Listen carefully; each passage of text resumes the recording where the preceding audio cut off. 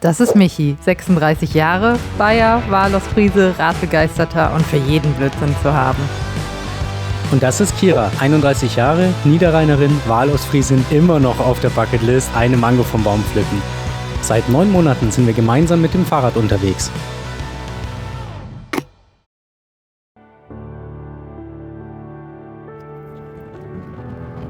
Und da hinten ist Sardinien. Ist das nicht toll? Ist ganz schön windig hier draußen, aber wunderschönes Wetter. Richtig toll. Ja.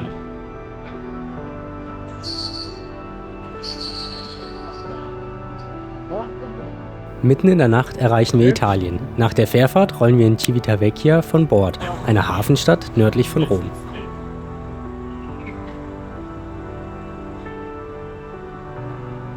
Mit uns verlässt auch ein anderer Radreisender, den wir auf der Überfahrt kennengelernt haben, das Schiff. Für einen kurzen Moment folgen wir ihm. Doch während unsere Reise durch Italien hier gerade beginnt, endet seine an diesem Abend. Thank you.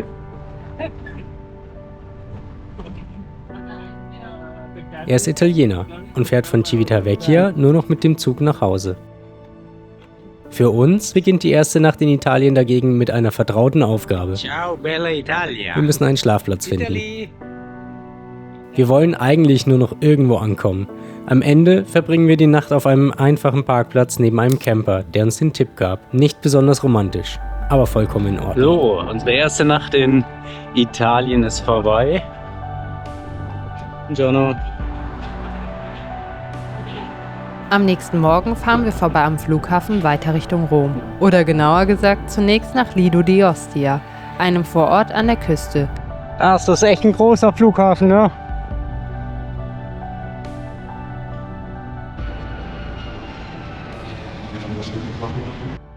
Am 2. Juni 2024 sind wir in Emden, Ostfriesland aufgebrochen und gegen den Uhrzeigersinn durch Europa gefahren. Nach Monaten im Sattel mit einem Abstecher nach Marokko und unzähligen Kilometern erreichen wir Italien.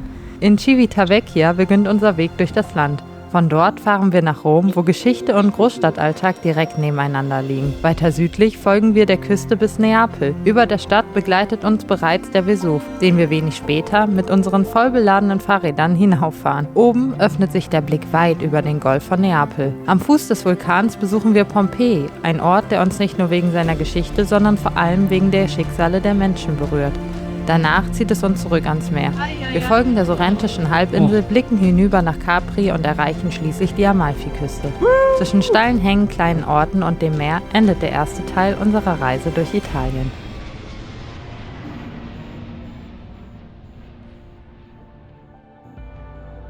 In Rom warten unsere Wahlunterlagen in der Wohnung einer Bekannten. Alicia stellt uns für einige Tage ihre Wohnung zur Verfügung. Eine Gelegenheit, kurz durchzuatmen, Wäsche zu waschen und uns Rom anzusehen. So zumindest der Plan. Denn wir erreichen Ostia im Regen und werden erst einmal krank.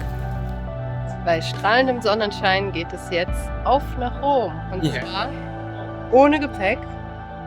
Denn wir sind hier bei einer Bekannten für ein paar Tage untergekommen und nehmen jetzt den Zug in die Stadt und entdecken dann Rom per Fahrrad. Wir freuen uns. Das wirkt zunächst etwas umständlich. Andererseits erspart es uns den Stadtverkehr und ermöglicht uns, Rom auf unsere liebste Art zu erkunden, auf 2 Rädern.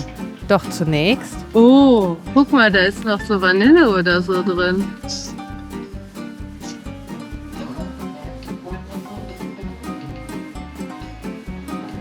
Mhm. Kaum eine Stadt erzählt ihre Geschichte so sichtbar wie Rom. Ja, der Circus Maximus. Auch wenn nicht so viel geblieben ist. In der Antike fanden hier vor riesigem Publikum vor allem Wagenrennen statt. Ja, was haben wir hier? Kolosseum. Fast 2000 Jahre alt und eines dieser Bauwerke, die man schon erkennt, bevor man überhaupt richtig davor steht.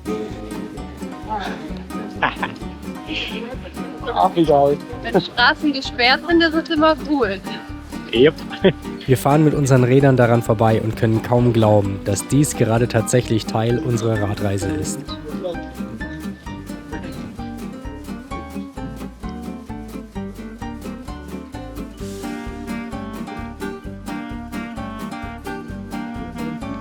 Also wir kommen leider in die schöne Kirche nicht rein. Maria Maggiore, weil wir für mögliche Terroristen gehalten werden. Weil hier keine Fahrradstellplätze sind, nirgendwo. Ja. Außer wir lassen die hier an der Straßenlaterne, aber ich glaube, dann bekommen wir auch Ärger. Ja, wir dürfen die hier einfach nicht abstellen. Eben, Begründung, wir können hier eine Bombe dabei haben, aber sehen wollen sie es auch nicht, ob wir eine dabei haben oder nicht. Also Fahren wir weiter zum Forum Romanum. Über viele Jahrhunderte befand sich hier Big Forum S. das politische, religiöse und wirtschaftliche Zentrum des antiken Roms. Gut gemalt. Wir fahren weiter durch die Stadt, vorbei am völlig überfüllten Trevi-Brunnen.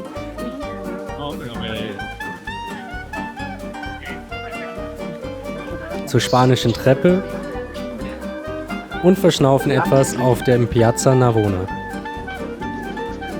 Vieles kennen wir schon von Bildern. Trotzdem fühlt es sich anders an, selbst zwischen all diesen Orten hindurchzufahren. Dann erreichen wir die Engelsburg. Ursprünglich wurde sie als Mausoleum für Kaiser Hadrian errichtet. Im Laufe ihrer langen Geschichte war sie unter anderem Festung und päpstlicher Rückzugsort. Doch bevor es zurück zur Wohnung geht, verlassen wir noch kurzzeitig Italien und erreichen den Petersplatz. das wievielte Land unserer Reise ist das nochmal? Gute Frage. Deutschland, Niederlande, Belgien, Frankreich, Großbritannien, Irland, Spanien, Portugal, Marokko. Das ist perfekt. 11. Land unserer Reise. Yay!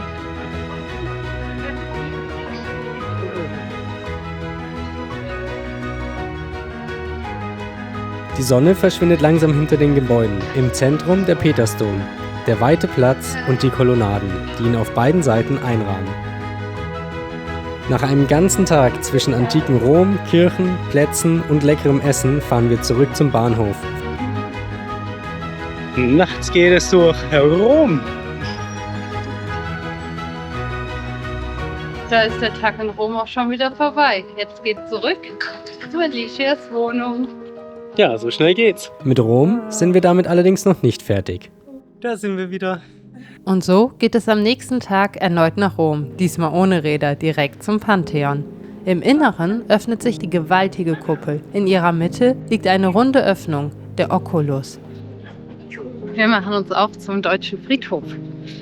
Ja, wir werden jetzt versuchen, an der Schweizer Garten vorbeizukommen. Und anscheinend muss man einfach auf Deutsch sagen, dass man da gerne rein möchte. Und dann soll das klappen. Jetzt sind wir mal gespannt. Wir werden euch mitnehmen. Hier geht's.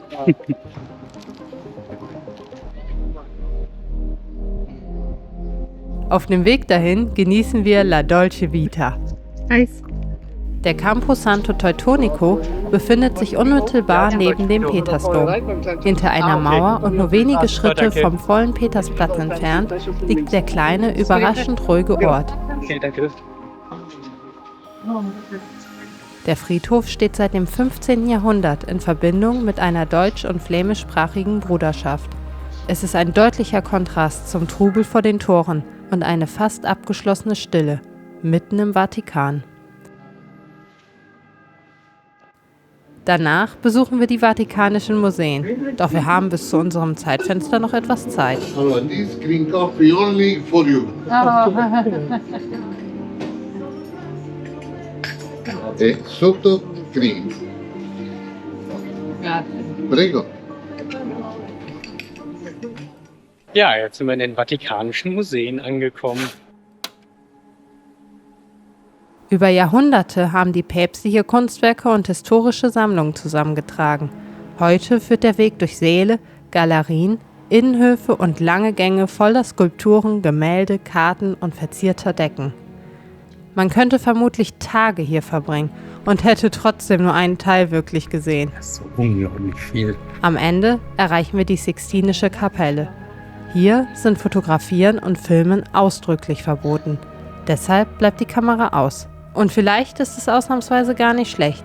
Statt immer wieder auf einen Bildschirm zu schauen, stehen wir einfach da und sehen nach oben. Nach 3 Wochen verlassen wir Alicias Wohnung und damit Rom. Und jetzt geht's raus in den Regen. Ja, Oh wir nein. fahren, wie wir gekommen sind. Ja, es wird richtig nass. Doch bevor wir uns wieder in das Nass stürzen, trinken wir noch einen Kaffee. Sollen wir davon nehmen oder? Wir machen den mal. Wir mögen diese paar stillen Minuten am Morgen. So, wir starten erstmal ganz entspannt in Lido di Ostia. Und ja, es gibt Cappuccino, Hörnchen und einen kleinen Berliner, weil es ist ja Karneval, ne? Ja. Noch nicht fahren. Einfach kurz da sitzen, einen warmen Kaffee trinken und so tun, als wäre draußen gar kein Regen. Ja. Dann geht's wieder los. Auf in den Regen. So, Gewitter, bisschen Wasser. Geht gut los heute. Naja, aber irgendwann muss der Reise weitergehen. Oh fuck.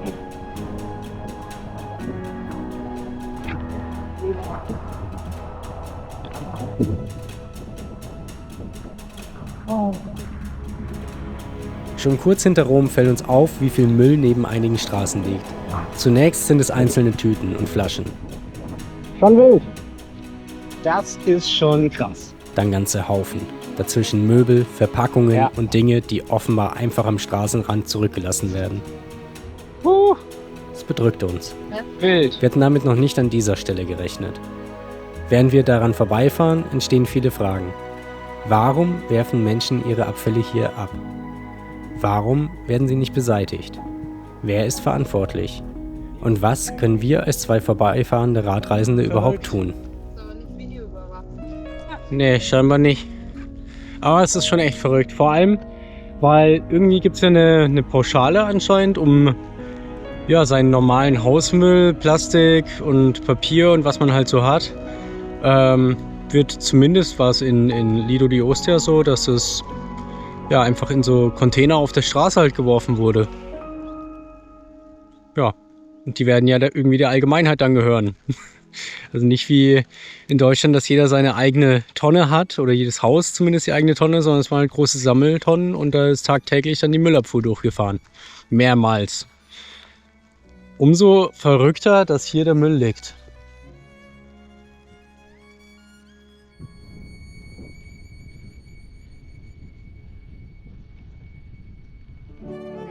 Blumen. Trotz schlechtes Wetter, schlechten Wetters, es ist schön. Am Abend stehen wir an einem nassen Strand. Trotzdem ist es gut, wieder draußen zu sein. Schnuckes Standardpose. Die erste Nacht zurück im Zelt tut gut. Am Morgen bauen wir es routiniert ab. Jeder Handgriff sitzt. Der Regen hängt noch in der Luft. Der Sand klebt an allem. Und unser Zelt wird heute wohl nicht trocken. Warum laufen wir hier auf und ab? Mücken. Weltvermehrt in Italien. Wirklich frisch, aber eigentlich so frisch wie in Deutschland. Und zum zweiten Mal. Der Reifen ist glatt. Super. Kriegen wir hin. Auch das gehört inzwischen zu den Aufgaben, bei denen wir kaum noch überlegen müssen. Kira sucht das Loch im Schlauch und beginnt mit dem Flicken. Ich kontrolliere währenddessen Mantel und Felge, damit nicht wenige Kilometer später gleich das nächste Loch entsteht. Danach wird alles wieder zusammengesetzt. Jeder hat seine Aufgabe. Die Handgriffe greifen ineinander. Und kurz darauf steht das Fahrrad wieder fahrbereit vor uns, als wäre nichts gewesen. Hübsch ist das, ne? Kalt.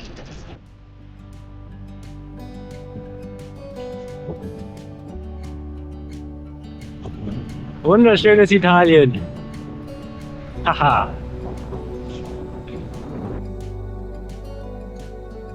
Der Sonnenschein. Du machst gerade müde. Darf man keine Pause machen? Ich bin so einschlafen. Das erste italienische Eis. So richtige italienische Eis in der Eisdiele. Dazu ein Espresso und ein Cappuccino. Was kann es denn Schöneres geben? Das bei Sonnenschein. Also, und die Sonne hat richtig gut Kraft. Das ist echt warm. Ja, also kalt ist uns nicht mehr. Aber ich muss sagen, die Muskeln, ich merke die Muskeln so sehr. Die 3 Wochen haben ihren Tribut gezollt, so ein bisschen. Und ja, auch der Hintern tut ziemlich weh. Ich glaube, bei Kira ist es sehr ähnlich. Ja, Hintern, Muskeln nicht, aber Hintern und ordentlich, ja. Sag mal, hast du dich in Karnevalsstimmung gebracht? Ja, habe ich gefunden. Da fuhr nämlich gerade ein Karnevalszug noch vorbei. Ein dreifaches St. Pölitzer Klapper, Tüt, Klapper, tüt, Klapper. tüt. Und wir haben Carola und Uwe kennengelernt, uns nett unterhalten. Und die sind ganz gespannt, ob wir unser Ziel einhalten können, Weihnachten in Australien zu sein. Weiterer Ansporn. Ich bin auch gespannt. Ist das nicht atemberaubend? Was für eine Aussicht. Oh, da kann man doch einfach nur Danke sagen, oder? Was für eine schöne Welt haben wir. Ich war so ein bisschen skeptisch, wieder loszufahren. Wir haben so schöne Tage jetzt nahe Rom gehabt. Und ich glaube, so ist es einfach immer. Es gibt immer so ein Tief oder man kommt irgendwo an und sagt, ja, okay, gut, komm, das reicht jetzt. Und dann kommt wieder ein Abenteuer und dann kommt noch ein Abenteuer. Und irgendwann ist dann alles vorbei. Dann ist das ganze große Abenteuer zu Ende. Aber bis dahin ist es noch richtig, richtig weit. Gerade noch so die Kurve gekriegt.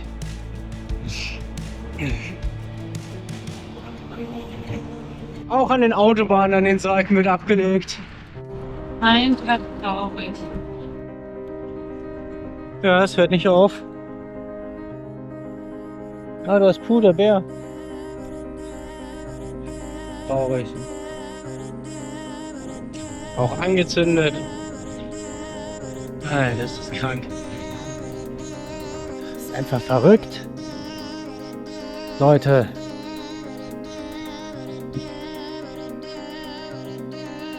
Und da sind die Häuser. Alter. Ich komme darauf nicht klar. Wirklich. Das ist doch irre.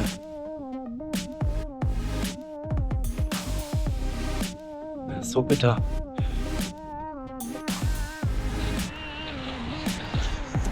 Einfach so in der Stadt. Je näher wir Neapel kommen, desto dichter und unübersichtlicher wird der Verkehr. Neapel geht auf die griechische Gründung Neapolis zurück und gehört zu den ältesten Städten Europas. Über viele Jahrhunderte haben Griechen, Römer und verschiedene spätere Herrschaften ihre Spuren hinterlassen. Es ist vermutlich das bisher chaotischste Stück Stadtverkehr unserer Reise. Wir haben einen Radweg, einen eigenen Radweg.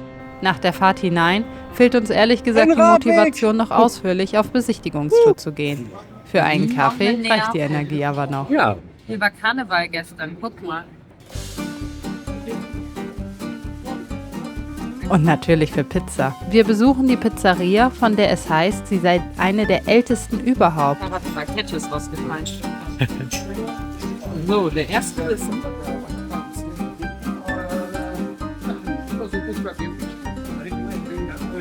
Und? Eine gute Pizza? Anders, aber sehr nett.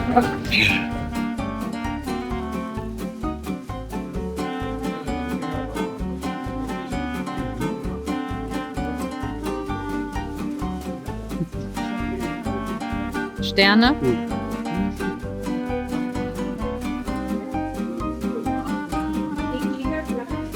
Ich bin ehrlich, 4. 3 bis 4. Von? 5. Okay, schon von 10 wäre ja schlimm. Nein, die ist gut, aber ich glaube, sie lebt mehr von der Vergangenheit. So, wir waren letzte Nacht hier auf dem Campingplatz und der Inhaber, er geht gerade rein. War sehr, sehr freundlich. Es war ein bisschen teuer und ein bisschen laut in der Nacht, aber sonst war es wirklich gut. Da ist der Vesuv. Da müssen wir hoch.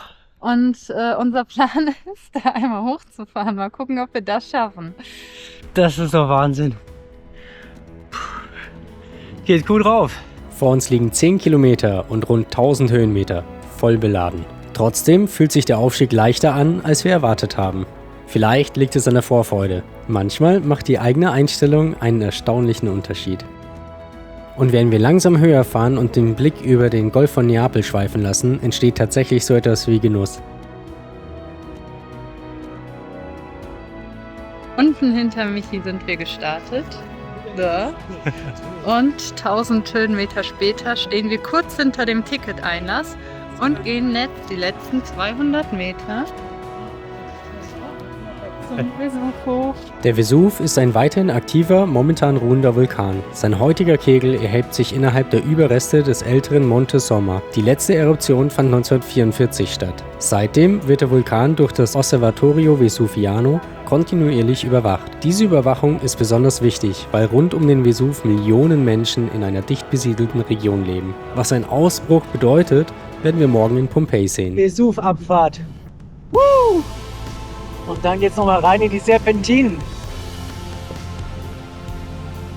Die Höhenmeter, die wir uns vorher langsam erarbeitet haben, verschwinden nun ziemlich schnell wieder.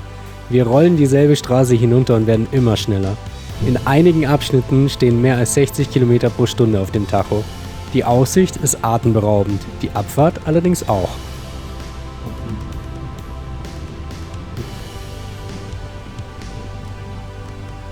Und wieder geht's durch den Stadtverkehr in Neapel. Der uns weiter zu einem Campingplatz bei Pompeji führt. Morgendliches Frühstück im Zelt. Müsli mit Milch. Wird es bald nicht mehr so häufig geben. Kennt ihr das Problem, dass das Wasser am Zelt nicht mehr richtig abperlt und einzieht?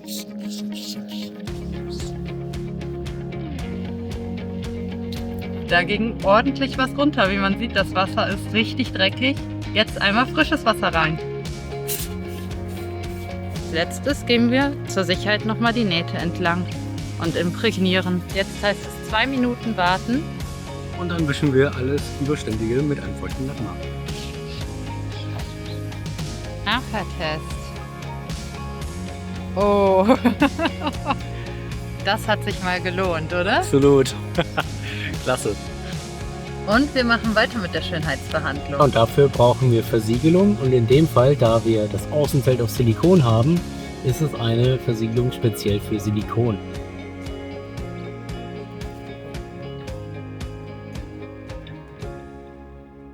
Jetzt sind wir schon in Pompeji unterwegs. Ja, wir sehen schon die ersten Gebäude neben uns. Wir sind ganz gespannt, was uns erwartet. Pompeji ist einer der Orte, auf den wir uns schon lange gefreut haben. Wir hatten beide Latein in der Schule. Rom, der Vesuv und Pompeji waren für uns aus Schulbüchern und Geschichten über das Römische Reich bekannt. Besonders in Erinnerung geblieben sind nicht nur Kaiserkriege und große Bauwerke, es sind die einzelnen Schicksale der Menschen. Im Jahr 79 nach Christus bricht der Vesuv aus. Über der Region steigt eine gewaltige Eruptionssäule auf. Bimstein und Asche fallen auf die Stadt. Später erreichen heiße pyroklastische Ströme Pompeji und die umliegenden Orte. Viele Menschen können fliehen. Andere sterben in der Stadt oder auf dem Weg hinaus. Gebäude stürzen ein oder werden unter mehreren Metern vulkanischem Material begraben. Genau diese Katastrophe sorgt jedoch dafür, dass außergewöhnlich viel erhalten bleibt. Straßen, Häuser, Wandmalereien, Geschäfte, Thermen und alltägliche Gegenstände überdauern unter den Ablagerungen. Dadurch vermittelt Pompeji heute einen ungewöhnlich direkten Eindruck davon, wie Menschen in einer römischen Stadt lebten. Wir gehen durch Straßen, die vor fast 2000 Jahren schon Menschen benutzten. In einigen Häusern sind Farben und Wandbilder erhalten. In anderen erkennt man Innenhöfe, Öfen, Ladentheken oder eingelassene Gefäße. Selbst Spuren von Wagenrädern sind an manchen Stellen noch im Stein sichtbar. Besonders eindrücklich sind die Hohlräume, die die Körper der Opfer im erstarrten Material hinterließen. Bei späteren Ausgrabungen wurden einige davon mit Gips ausgefüllt.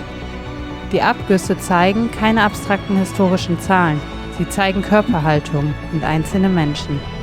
Und jetzt ist die Katastrophe des Jahres 79 nicht mehr nur eine Geschichte aus dem Lateinunterricht, sondern ein Part unserer Weltreise und ein Gefühl, welches wir nicht wieder vergessen werden.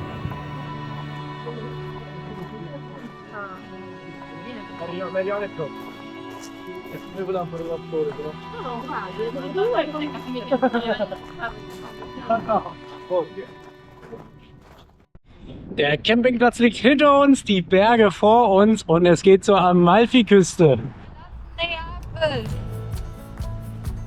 Die Amalfiküste ist nicht weit entfernt und berühmt für ihre steilen Hänge, kleinen Orte und Straßen direkt über dem Wasser. Wir lieben Küstenstraßen und freuen uns deshalb besonders auf diesen Abschnitt. Bevor wir die eigentliche Amalfiküste erreichen, folgen wir jedoch zunächst der Nordseite der Sorrentinischen Halbinsel. Na, ist das schön hinter dir? Bestimmt. Das dürfte, ist das schon Sorrent? Ja. Ich glaube, ne? Oh, oder? Sorrento. Sorrento. Und da wollen wir jetzt lang fahren. Und dann folgen wir da ganz weit der Küste. Und irgendwo da hinten wollen wir uns einen Schlafplatz suchen. Also Ja. hinter dem wahrscheinlich. Auf der anderen Seite des Golfs erkennen wir immer wieder den Vesuv. Aber abgesehen von der wunderschönen Landschaft haben wir festgestellt, dass sich wieder Fahrradprobleme langsam anbahnen. Ja, irgendwie haben wir vorne beim Steuerrohr ein bisschen Spiel. Ja.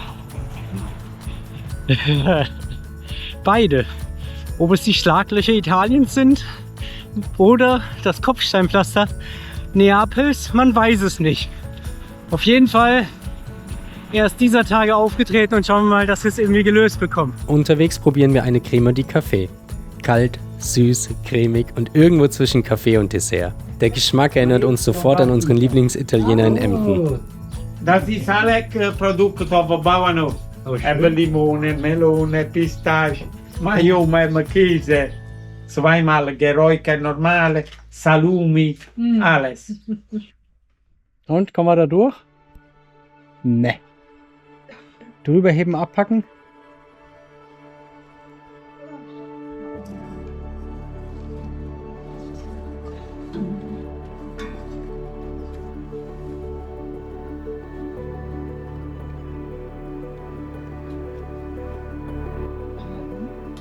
Kann ich nicht.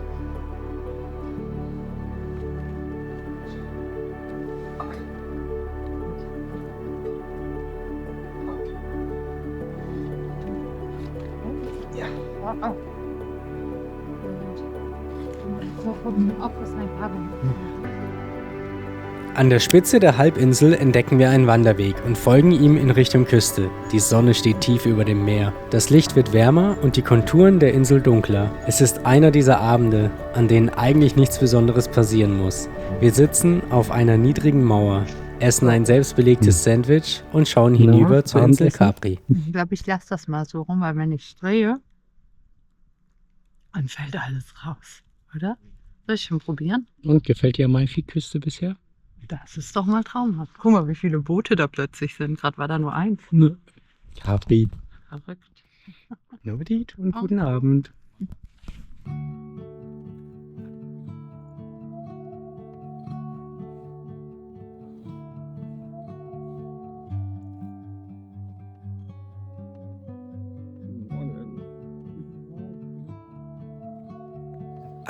Guten Morgen von unserem wunderbaren Schlafplatz. Hier haben wir letzte Nacht übernachtet. Mit dem Blick runter aufs Meer. Da. Ja. Bei sternklaren Himmel. Jetzt ist es leider ein bisschen bewölkt, aber das macht gar nichts. Und so langsam müssen wir mal wach werden, bevor hier nachher die ersten Spaziergänger kommen mit Hunden. Da sind die Esel. Ich dachte, das ist für Esel. Ja, unsere beiden drei.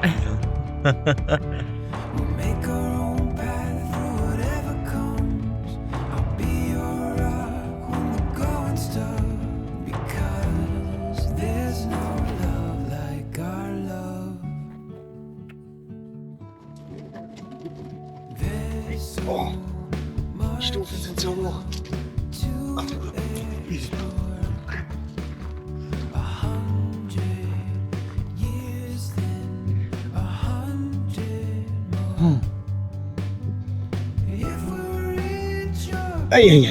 In der Nähe arbeitet ein Ehepaar in seinem Garten. Wir kommen ins Gespräch. Es geht um unsere Reise, den Garten und das Leben hier an der Spitze der Halbinsel.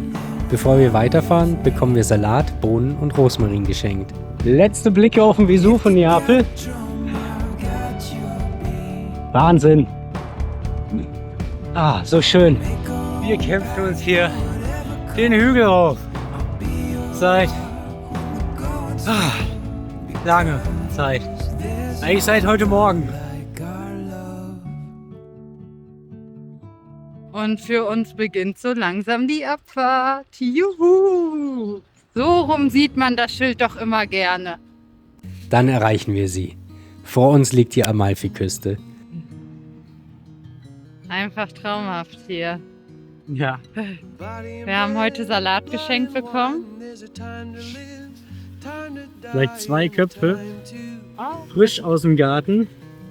Ja. Und Rosmarin. Ein paar, ich würde sagen, Bohnen.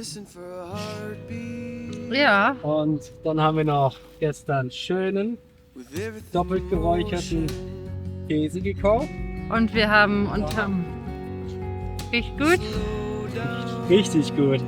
Und wir haben unterm Rosmarin noch Brot und noch ein bisschen Pesto und Tomaten. Das heißt, wir werden uns jetzt eine schöne, gesunde Mahlzeit machen. Ja, währenddessen laden wir ein bisschen Persolar auf und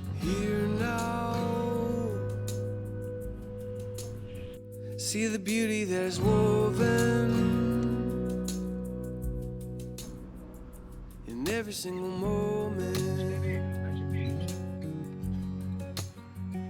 Dann erreichen wir sie. Vor uns liegt die Amalfiküste. Sie gehört seit 1997 zum UNESCO-Welterbe. Einfach mega. Dabei geht es nicht nur um spektakuläre Felsen und schöne Dörfer. Die Region gilt als historische Kulturlandschaft, in der sich Siedlungen, Terrassen, Gärten und Wege über viele Jahrhunderte an das extrem steile Gelände angepasst haben. wow.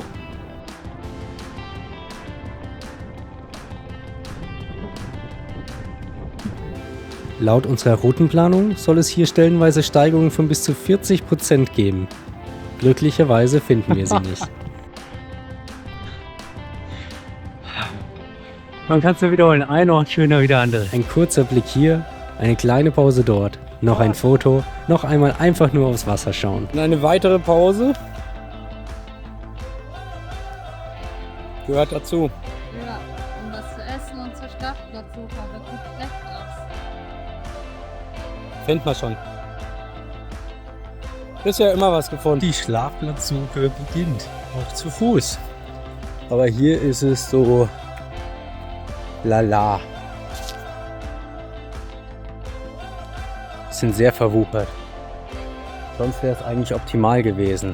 Naja, wir schauen mal weiter. Hier wird es immer steiler. Aber schöner Ausblick. Mit den Eseln.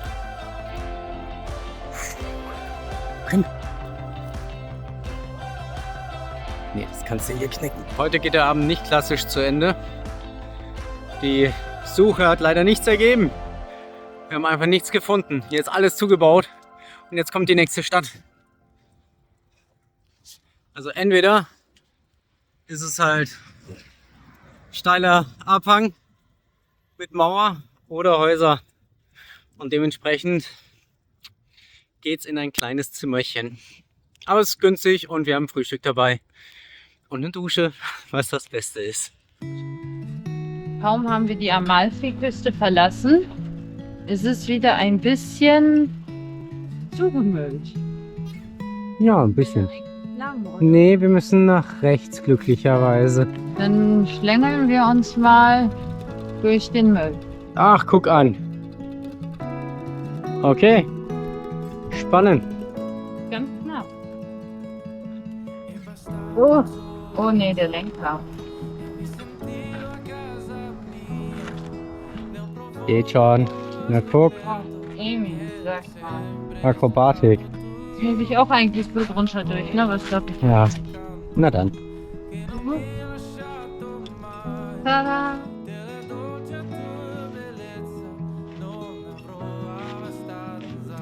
So langsam beginnt wieder das, was einen großen Teil unserer Reise ausmacht.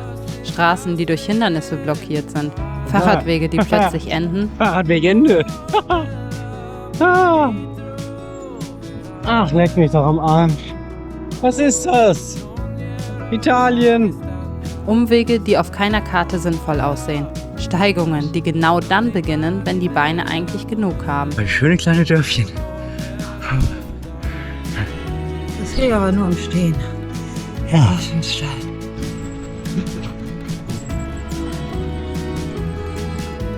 Und Schlafplätze, die ein bisschen Zeit, Geduld und Kreativität brauchen. Der klassische Irrsinn, alles ist abgesperrt und es wird mal wieder dunkel. Sieht alles nicht so pralle aus gerade. Na, schauen wir mal. Vielleicht finden wir noch was. Der ist wackelig, ne? Auf den stand ich vorhin auch.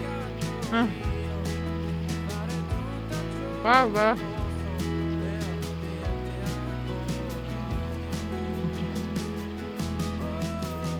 Ah, schön.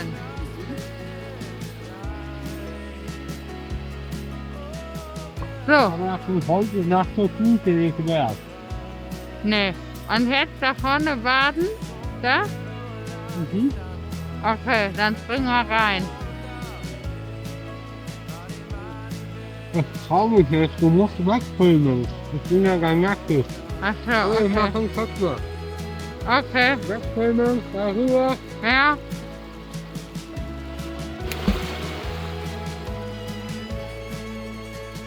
Quatsch. Da hinten, hinter Michi, haben wir geschlafen. Und vielleicht hört man's, da fließt ein Bach rechts vorbei. Und dadurch war es da hinten so kalt und nass, feucht, dass wir gefroren haben. Und jetzt ein paar Meter weiter ist es so warm, dass wir den Pulli ausziehen müssen. So, angenehmer? Wirklich? Und dann geht's jetzt weiter. Ja, weil morgen kommt ein Unwetter. Hier in der ganzen Region und dann müssen wir besser weg sein. Was war das? Irgendwie Warnstufe 3 von 3? Sowas, keine Ahnung. Auf jeden Fall Gewitter und sintflutartige Regenfälle. 2 Sachen, die wir nicht wollen im Film. Nee. Vor allem nicht, wenn es hier so runtergeht und das ganze Wasser von oben sintflutartig uns entgegenläuft. Brauchen wir hier definitiv nicht. Soll ich das in deine Seitentasche packen? Ja, gerne. Nicht jeder Tag besitzt einen großen Höhepunkt. Manche Tage bestehen hauptsächlich daraus, viele Stunden im Sattel zu sitzen, Essen auf dem Kocher zuzubereiten und am Abend einen Platz für das Zelt zu finden. Aber genau das lieben wir. Denn eine Radreise besteht nicht nur aus den Orten, die man erreicht. Sie besteht auch aus all den kleinen Dingen, die unterwegs nicht ganz so funktionieren wie geplant. Und aus dem Gefühl, am nächsten Morgen trotzdem wieder aufzustehen, die Taschen an die Räder zu hängen und weiterzufahren. Nach all den bekannten Orten wird die Reise wieder alltäglicher. Rom, der Vesuv, Pompeji und die Amalfiküste liegen hinter uns. Vor uns liegt keine Sehenswürdigkeit, die wir seit unserer Schulzeit kennen. Vor uns liegt einfach die Straße. Die Straße nach Süden.